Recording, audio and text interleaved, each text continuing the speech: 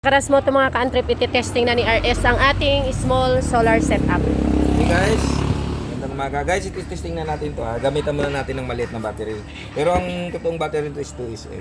Tapos may panel na to, 100 watts, nakakabit na. Yan, i-clamp na lang natin muna para matesting natin kung okay na yung setup natin.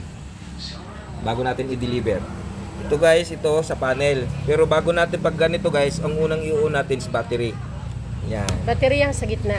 Yan ang unang, pag ganyan yung unang ang proseso. Ayan na guys, bago yung panel. Kapag nag-off ka din, unahin mo rin i-off ang panel bago yung battery. Yan. Ang battery bago yung panel.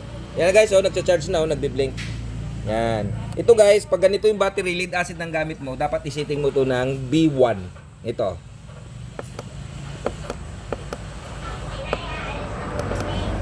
Ay. Huwag mo na i-lead acid, kaya hindi man lead ang gamit mo. Hindi lead acid yan, B1. Yan. Kung tawag nito is gel, dapat B2. Yan o. Yan, dapat naka B2 yan. Pag lipo, B3. Kasi hindi magcha-charge yan. Kung naka B2 yan, hindi ito magcha-charge. Kasi lead acid to. Kaya minsan nakala nila sira itong yung controller. Okay. Yan guys, yung okay na. Naka-sitting na yan ng B1. Tapos, check natin tong LVD. Yung LVD kung nakasitting na. Yan. Yan. Ayun, may power na siya. Ibig sabihin nakasitting na agad. Ito guys, isisit natin ng 12. Ayan, naka-12 na siya. Pag umabot na siya dyan yung battery na 12, kusang mag-off ang relay. Hindi na niya magagamit. Ito. Tapos mabubuhay siya sa 12.2. Yan, naglagay natin ng 0.2. Pagpatong uli ng 12.2, mabubuhay uli ang inverter. So ito yung... Ayan, nakauna yung inverter. I-on natin. Yan. Testing natin guys. Okay na, may charging. Testing natin yung outlet kung gumagana. Kuha tayo ng cellphone. Okay. So ito siya mga ka-antrip, mga ano lang ito. Small setup, budget friendly. Pero no more brownouts na sa bahay ninyo. Pwede ka nang gumamit dito ng ceiling fan or electric fan and wifi.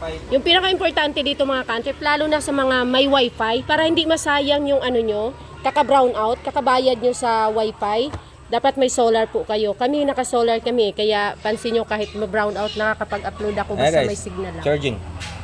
Okay. Yeah. So, gumagana. 500 watts, continuation niya is 250. Oo. 250, pwede magdagdag ng 250?